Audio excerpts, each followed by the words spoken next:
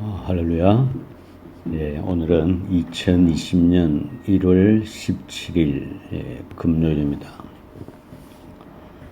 예, 마가복음 우리 강의를 우리 계속해서 하고 있는데 그동안 한동안 쉬게 되었습니다. 연말 연시에 또 시간이 좀 부족했던 것 같습니다.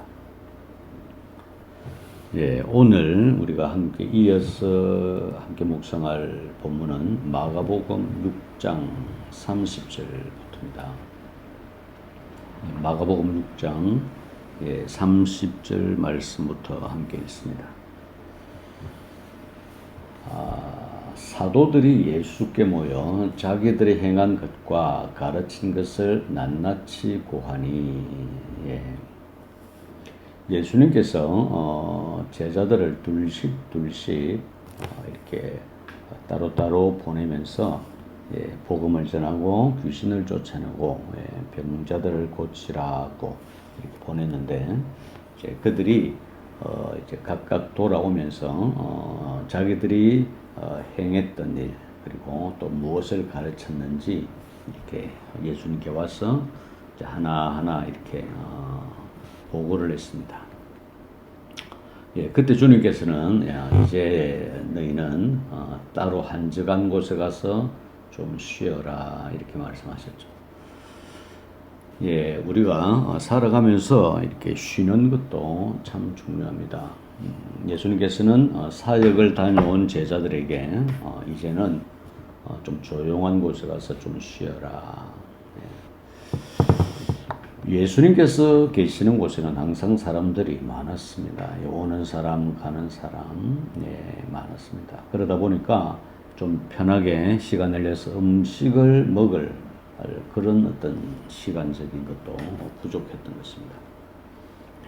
그래서 예수님께서는 제자들과 함께 배를 타고 이제 호수를 건너서 좀 조용한 곳으로 가셨습니다. 아마도 그들만의 시간을 좀 갖고 피곤한 몸도 추스리면서 그런 교제가 필요하다고 생각하지 않았겠습니까?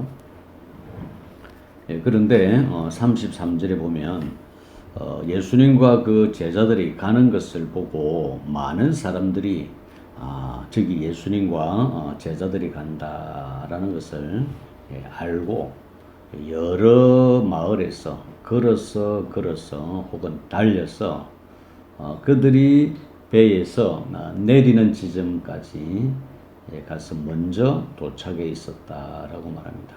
33절의 말씀입니다. 그들이 가는 것을 보고 많은 사람이 그들인 줄 안지라 모든 고을로부터 도보로 그곳에 달려와 그들보다 먼저 갔더라. 이 장면에서 우리는 이 세상은 예수님을 필요로 한다는 것입니다. 왜 그들이 달려서 예수님이 배를 타고 도착하는 것보다도 먼저 그곳에서 기다렸겠습니까? 그들에게 예수님이 필요한 것입니다. 지금도 마찬가지입니다. 지금도 이 세상은 예수님이라야만이 해결할 수 있는, 예수님만이 고칠 수 있는, 예수님만이 주실 수 있는 구원, 이것이 이 땅에 필요합니다. 그런데 이제는 우리가 예수님 대신 이 자리에 서 있는 것입니다. 우리가 예수님을 사랑하고 예수님이 우리와 함께 계셔서 예수님의 의가 우리의 의고 예수님의 능력이 우리를 통하여 나타난다면 이 세상은 우리를 필요로 하고 있습니다. 34절에 보면은 예수께서 나오사 큰 무리를 보시고 예수님께서 배에서 내려서 보니까 또 큰 무리가 모여 있는 것입니다. 이들을 위해서 한적한 곳으로 가서 제자들과 함께 쉬기를 원했는데 예수님이 제자들과 함께 배를 타고 갈릴리 호수를 건너는 그 시간만이 그들에게 어쩌면 조용하고 한적한 시간이었을지 모릅니다. 그들이 다시 무태서 내렸을 때에 많은 사람들이 이곳저곳에서 나와서 걸어서 달려서 나와서 예수님이 배에서 내리실 때에 이미 큰 무리가 모여 있었습니다. 예수님께서는 그 큰 무리를 보시고 그 목자 없는 양 같음으로 인하여서 불쌍히 여기셨다고 합니다. 예수님이 그런 무리를 보시면서 예수님은 그들에게 목자가 없어서 이렇게 헤매고 다니는구나. 그래서 예수님은 그들을 불쌍히 여겼다고 했습니다. 성경에는 때때로 불쌍히 여긴다, 긍휼히 여긴다라는 표현이 나오는데 이것은 바로 예수님이 필요한 사람들의 마음 상태인 것입니다. 지금 이 땅에는 예수님이 계시지 않습니다. 하늘나라의 하나님의 우편에 앉아 계십니다. 그 대신 예수님께서는 그분과 똑같은 성령님을 우리에게 보내셔서 그 성령님이 우리의 영과 함께 계십니다. 이 땅은 여전히 목자 없는 양처럼 이리저리 헤매고 있습니다. 우리는 그들을 불쌍히 여긴다면 우리가 이 땅에서 누구인지 우리는 기억해야 합니다. 우리가 이 땅에서 무엇을 해야 하는지, 지금 내가 하고 있는 일이 그 일에 반하는 것인지 우리는 늘 생각을 해야겠습니다. 35절에 그래서 예수님께서는 이들을 불쌍히 여기시고 예수님께서 하신 일은 여러 가지로 가르치시더라. 34절에 불쌍히 여기사 이에 여러 가지로 가르치시더라. 그것이 여러 가지가 무엇이겠습니까? 하나님의 복음이 있습니다. 그래서 가르치다 보니까 35절에 때가 저물어 가매 제자들이 예수께 나와 여짜오되 이곳은 빈들입니다. 날이 저물어 갑니다. 그러니까 이 무리들을 이제 보내어서 촌과 마을로 갔어. 마을 자기들이 있는 곳 혹은 이렇게 음식을 살 수 있는 음식을 구할 수 있는 곳으로 빨리 보내어서 그들이 사 먹게 해야 합니다. 왜냐하면은 그들이 지쳤고 또 배가 고픈 시간들이 온 것입니다. 37절에 대답하여 이르시되 너희가 먹을 것을 주라 하시니 너희가 먹을 것을 주라. 제자들이 나와서 예수님 지금 시간이 오래됐습니다. 그리고 이곳에는 먹을 것이 없습니다. 그러니 빨리 사람들을 보내서 먹게 해야 합니다. 그들이 돈이 있는 사람은 그걸 사 먹게 해야 하고 또 집에 가까운 사람은 가서 먹게 해야 합니다. 지금 어두워 오고 있습니다. 그럴 때 주님께서 하시는 말씀은 너희가 먹을 것을 주라. 여러분 너희가 먹을 것을 주라. 이 말씀에는 어떤 뜻이 포함되어 있겠습니까? 너희의 재산을 팔아서 먹여주라. 너희들이 먹을 것을 먹지 말고 대신 주라. 그런 뜻이 아닙니다. 너희가 먹을 것을 주라라고 말했을 때에 예수님이 굶주린 사람들을 먹이라고 했을 때에 예수님은 이미 그들 속에 예수님이 계시다는 것을 말씀하신 겁니다.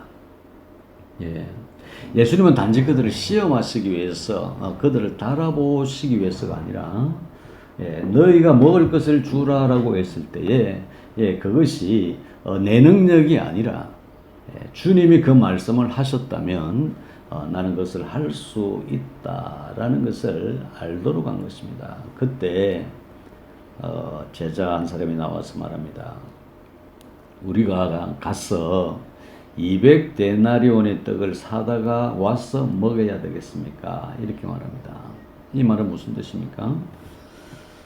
이 많은 사람을 먹이려면 대충 봤을 때도 200데나리온은 있어야 합니다. 그것이 정확한 계산에서 나온 것인지는 모르지만 어쨌든 이 한 제자는 그렇게 말합니다.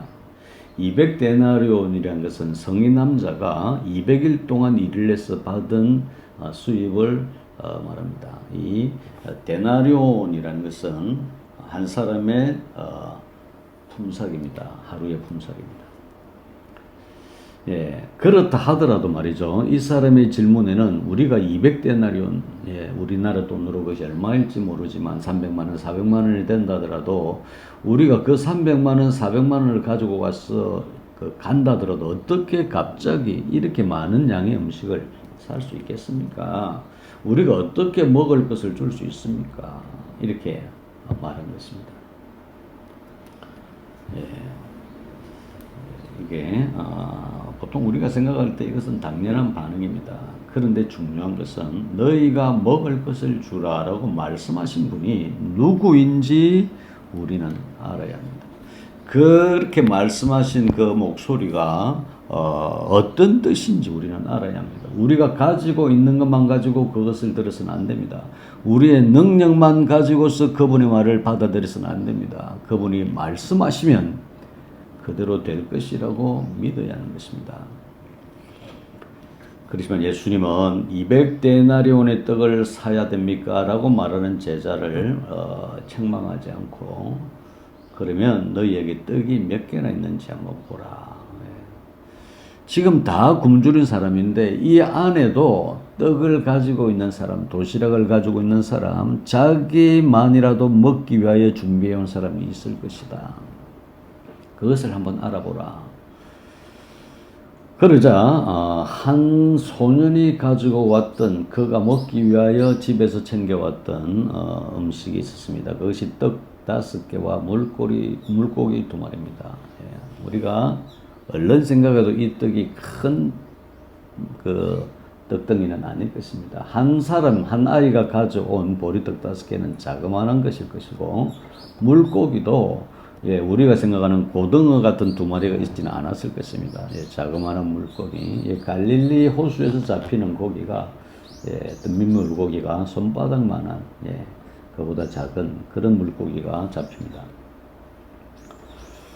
예, 그것은 한 사람이 먹기에 적당한 것입니다. 여러분 오늘 5,000명이나 되는 사람이 예수님의 베푸신 기적을 통해서 먹게 되는데 그 기적이 한 아이가 먹기 위하여 어머니가 준비해 주었을 것 같은 그런 조그만 음식이었습니다. 주님이 하시는 일은 바로 이런 것입니다. 우리가 주님의 일을 하면서 인간의 계산을 앞세우면 안 됩니다. 앞뒤가 맞지 않게 말하는 것도 어리석은 것이지만 하나님의 일에서 우리가 가진 것만 가지고 생각하고 그것을 계획해서는 안 되는 것입니다. 5,000명이라고 그러지만 우리가 아는 계산 방식으로 그 자리에 적어도 10,000명 이상은 모였을 것입니다. 그런데 그 10,000명 이상 되는 사람에게 너희가 오늘 그들이 먹도록 좀 해라 라고 했을 때에 주님 그럼 어떻게 할까요? 어떻게 하면 되겠습니까? 라고 물어보는 것이 맞지 자기의 계산으로 200데나리온이 돈이 있어도 안 됩니다. 설사 돈이 있어도 이걸 어디서 갑자기 구합니까? 라고 대답했다면 그것은 사람과 사람 사이에서는 가능한 대화지만 자기 앞에 예수님이 계신다면 그런 생각을 하지 말아야 합니다. 그래서 예수님은 사람들을 좀 이렇게 앉혀라. 그래서 100명씩 혹은 50명씩 무리를 지어 앉았습니다. 예수님께서는 떡 5개와 물고기 2마리를 가지고 하늘을 우러러 축사하시고 이 말은 감사했다는 것입니다. 뭘 감사했을까요, 여러분? 10,000명이 넘는 사람이 지금 앉아 있는데 자기 손에 보리떡 5개와 물고기 2마리를 가지고 있는 그분이 무엇을 감사했을까요? 그분은 이 작은 것을 가지고도 오늘 이 자리에 앉아있는 어둑어둑해지는 그 벌판에 앉아있는 사람들이 배불리 먹일 수 있는 분이 바로 하나님이란 것을 알았기 때문에 감사했습니다. 그리고 그는 그 감사대로 이루어졌습니다. 우리는 이 땅에 하나님의 사람으로 살아갑니다. 그 뜻은 하나님의 영이 성령이 우리와 함께 계시다는 것입니다. 오직 성령이 너희에게만 시면 너희가 권능을 받고 예루살렘 온 유대와 사마리아와 땅끝까지 내 증인이 될 것이라고 말씀하셨는데 이 증인이라는 것은 변호사란 말이 아닙니다. 증인은 본대로 얘기하는 것입니다. 오직 성령이 너희와 함께 있으면 너희들은 그것을 목격하게 될 것이고 그것을 사람들에게 알리게 될 것이다. 그 말입니다. 우리에게는 그분의 성령님이 계십니다. 우리는 매사에 그분의 생각으로 세상을 바라보아야 합니다. 주님을 찬양합니다.